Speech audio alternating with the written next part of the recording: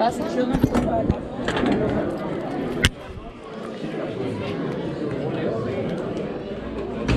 Ah, no, tú te quedas.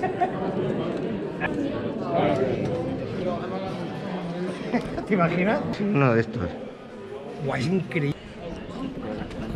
Sí, somos... Ajá.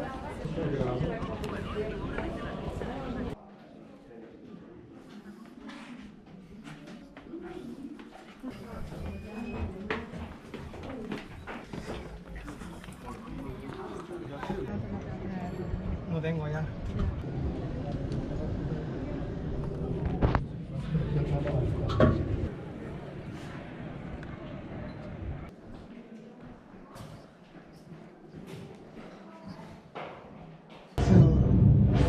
I didn't record it. No. Uh-huh. Yes. Thank you. Thanks, man.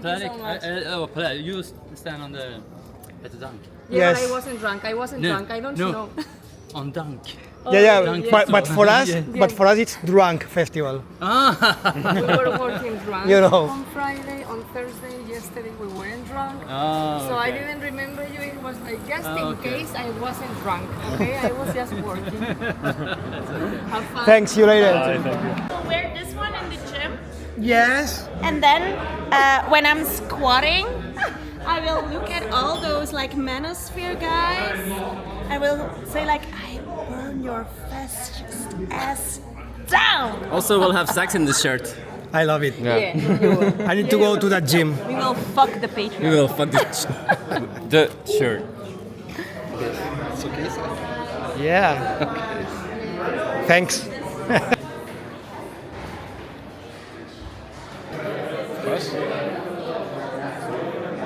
Dunk Festival is where it all started. To me, it's a community where people can come together and really share their love and passion and appreciation for music. I know for me, it was a great place to listen to great music and make beautiful connections with people that are still in my life. Some of the best friends I have, I met at Dunk or via Dunk. Yeah. So I'm very, very thankful. In terms of what's different and how Dunk has evolved over time, I think it's important for me to say that I attended both Dunk in the Forest and Dunk here in Ghent, but I attended Dunk in the Forest only as a member of the audience versus here I now work. I'm privileged enough to work with Dunk.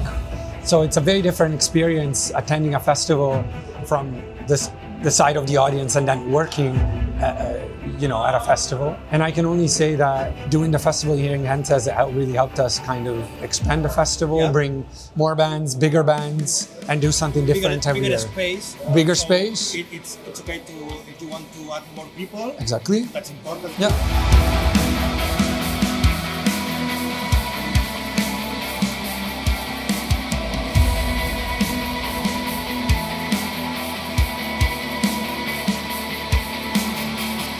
First of all, I can only agree with you. It's true. And like I said earlier, it's a beautiful community of people that really connect over this. It's a beautiful thing. It's like people that love this kind of music, and there is a space for them to come together and enjoy this. Yes. But it's also funny that you say this because I am now at the other side of things. Like I am part of Dunk, and to me, it's also you guys that are. You make this possible for us because we offer you a space, we offer you 3 days to come and connect, but you make the community. When you say that in Zottegem and in Ghent, it feels the same. To me, it's because the people are the same and it's you guys that make this so special. It's not us. Yeah, I know, it's really not us. All we do is we give the bands a stage and we give you guys 3 days to come. First of all, there's a few ways how we select bands, and from previous editions, things that we liked and we want to bring back. There's also the polls. We really read those polls. We check the results and we really pay a lot of attention. People recommend bands to us all the time. We check them out and we bring them. A recent example I can think of, Treebeard. They were recommended to us the last day of the previous festival by an Australian fan. She comes all the way here from Australia every year. And she was like, you really need to bring Treebeard. And it's the first band we confirmed for this edition. Another way we select them is we get a ton of bands that ask to play. And then over the years, we've built a rapport and a relationship with a lot of other promoters, other bands, other labels, other bookers. You know this guy, Le Tendulu, Exasens. You guys are all part of a small family or community, a small community in Spain. And you guys all know each other. We really, Nuria, for example, she recommends a lot of bands to us. So sometimes we try to bring them over. You've also performed at Dunk with 4 different bands at this point, right? 3 different bands. So it's like, right? So, right? So it's been that. And recently with Offside, we've partnered with them because we want to bring more bands from Asia. And it's so difficult to get in touch with these bands. And Offside is there to facilitate this. And we facilitate for them to, we do the other thing. We do the reverse for them. And we try to bring bands from the EU to China. So again, there's not really one way we select it, is many different ways, and a lot of times these ways also overlap. And then also it's the music we listen to. With Din of Celestial Birds, they press their records at Dunk Pressing, and I remember checking the album with who was at the time the Dunk Records manager, Artur. We both listened to the record. It was like, this is super sick. And then Luke came to us and like, hey, I have one window. Who do you guys think I should bring? And we were both like, bring this record. It's amazing. And people love it. And now it's on Live at Dunk. It's on vinyl, right? So I know. It's how these things happen, right? Again, a tight-knit community, and we kind of all know each other. And festival all that. awards. And which band you are trying to bring here, and for now it's impossible? There's a few that is just logistically really difficult. One was Godspeed You, Black Emperor. They're lovely people. They're very, their problem is that they're scattered in different areas of a big country. It's very difficult for them to come together and do a one-off. It's also very expensive. It's very stressful for them. We've tried every year. We finally made it happen this year because it happened during their Euro tour. So they came together, they came here, they had a lot of dates, and they were kind enough to finally came and performed for us for our 20th anniversary pre-show. So we're super thankful. So Godspeed is definitely one of those bands that we really wanted to bring. And it was more like a logistical hurdle. And the band has always been they wanted to come here. It was just never a good time, and it finally happened. There's a few bands from Australia and New Zealand, Jacob, Kerata. Those bands we'd love to have. It's just difficult to bring them all the way from far countries. And also last year we tried having a band from Iran. It was very sad that they couldn't join us last minute for visa issues. And we love to bring bands from all over the farthest corners of the world. But again, it's hard to get in touch with these bands. It's hard to get them here. It's hard to make them also financially viable for these bands and afford all these extra costs. And then there's a few bands like Mogwai and Cult of Luna that, again, we always wanted to have them, but maybe we weren't at that level yet. And now for 20 years of Dunk, again, they were kind enough to agree. And they came here and they performed for us, and it was just an awesome experience. Of course. I love that.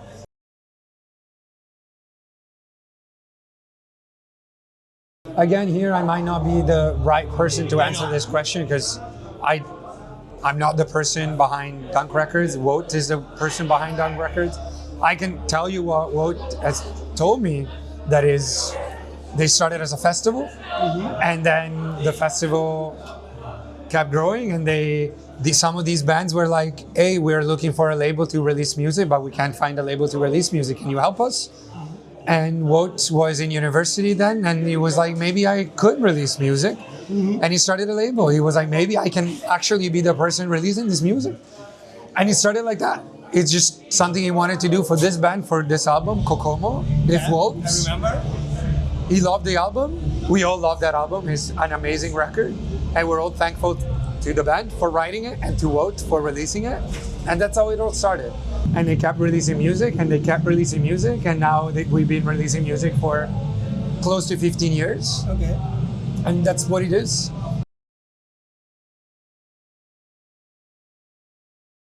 And here, like the same way we select the bands for the festival, there's many ways we choose. First of all, the band comes first. We send the recordings to the band. If the band don't like it, it's a no-go. We don't do it, period. The band has the final call.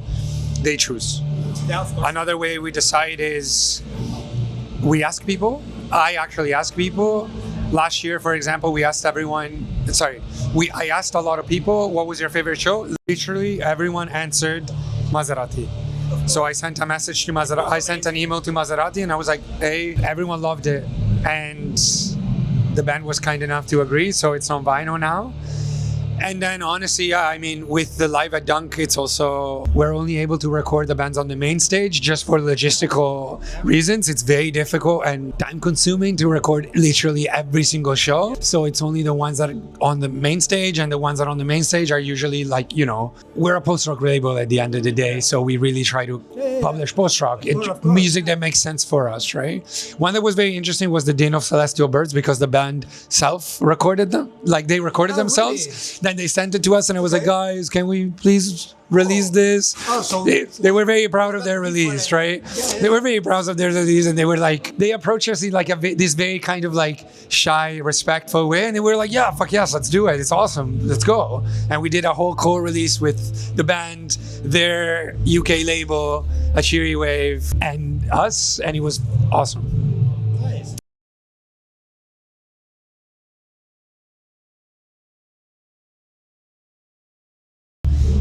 I think you're asking the wrong person, because I am known for being like, I'm a bit obsessed with this, and I'm also I can be difficult to work with because I have all these ideas and I have an idea in my head, and I try my best to, of course, communicate it clearly, but also visualize it because it's in my head, and I try to visualize it. And we have the advantage of owning a pressing plant, so we can go as crazy as we want to with some of these records. But you're asking the wrong person, because the visual aspect to me is extremely important to a fault. I put a ton of attention into it and into every single record, to the point of being excessive. And the people I work with are kind and very patient with me, because, sorry, I know you guys, I push you a lot, and I'm very thankful for your patience. But yeah, no, answering the question now, it's extremely important. I love working with you because you always seem to capture the true essence of a record. I also love that you keep kind of not necessarily a theme, but there's something that always ties these releases together. It's not super random all the time, so they always look good in a series. And then you also use color. I love using color myself, so we're always able to, we never clash, and we're always able to complement each other, which is in my opinion, it's a great relationship we have, where you bring something, we bring the same thing to the table, so it makes perfect sense. And then, again, to me, it's very important to offer a vinyl product that is, of course, it needs to sound good, of course, but it also needs to be very, very special. And I express myself through these colors and these... Well, vinyl manufacturing is a very old industry. It's been around for over 100 years now, and there's been a surprising lack of innovation in the industry, probably because it works so well with the, let's say, old technology. So there's really no need to innovate because everything works so well. And it's actually, since it's, again, old technology, it's quite simple. Vinyl manufacturing, I like to compare a lot to like photograph, like developing photographs. Yeah. So you have your film, you have your negative, and you have your developed picture. Yes. So when you have a picture that you want to take and you imprint it on film, that's your music. We got the music, it's digital music. We translate it back into a analog format, which is either a DMM or a lacquer. This is just big fancy words for basically creating an analog medium where the music is engraved, is transcribed, and from these, either lacquer or DMM, we rip stampers, which is these zinc plates that are inserted into a press. And vinyl manufacturing is two machines. It's an extruder. An extruder is a big tank and a big oven.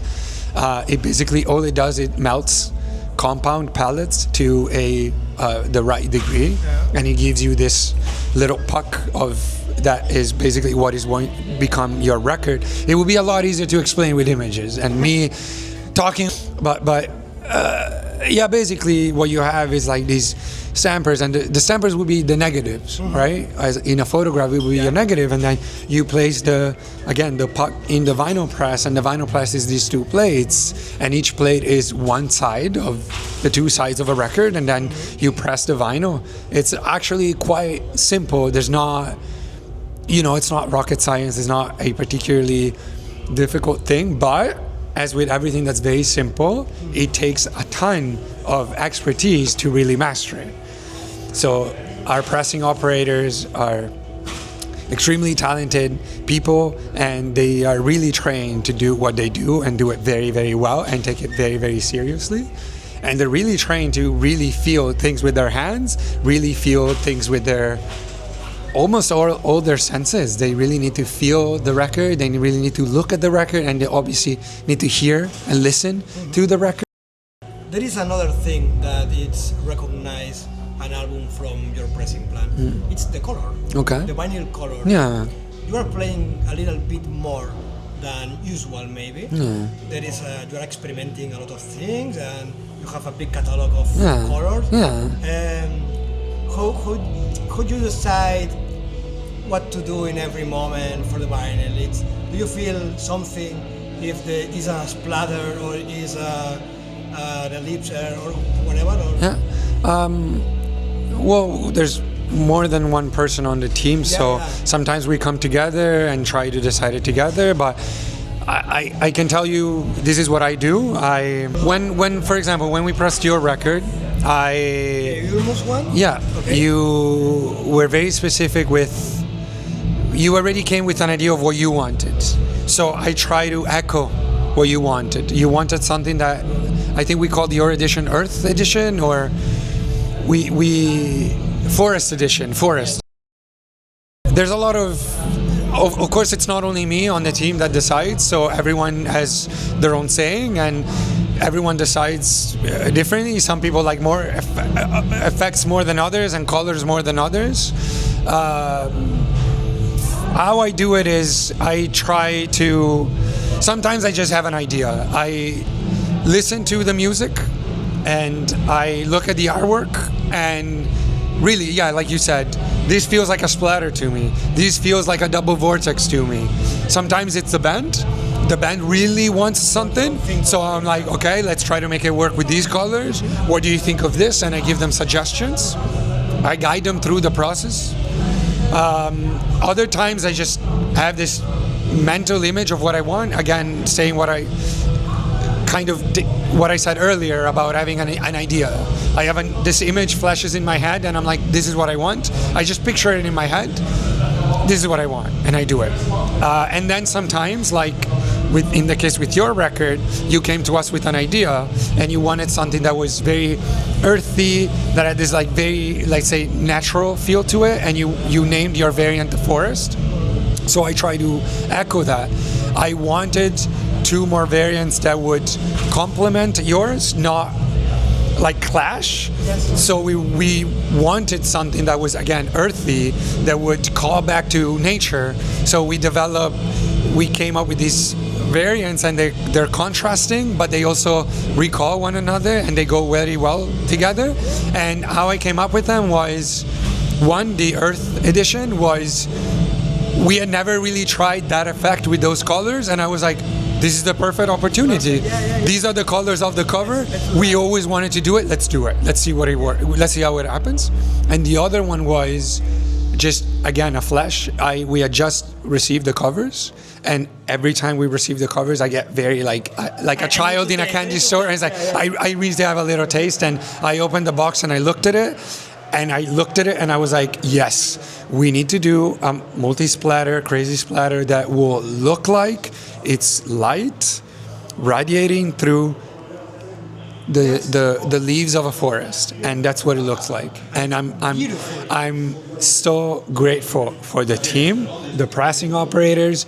They're so, first of all, patient, but I come to them with an idea and I'm like, guys, I want this record to look like, that's not a description. Telling someone I want my record to look like light radiating from leaves in the forest, that's not a description. Yeah, and still they made it work. Is it?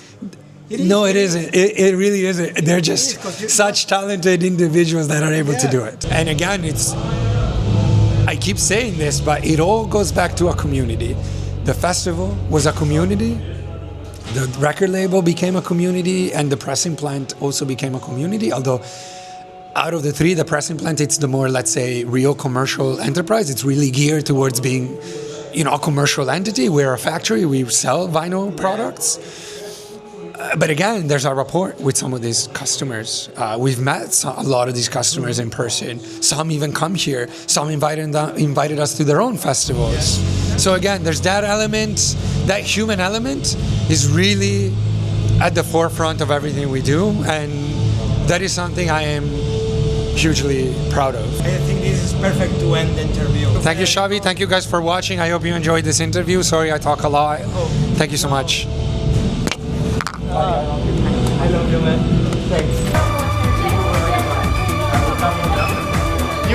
Yes!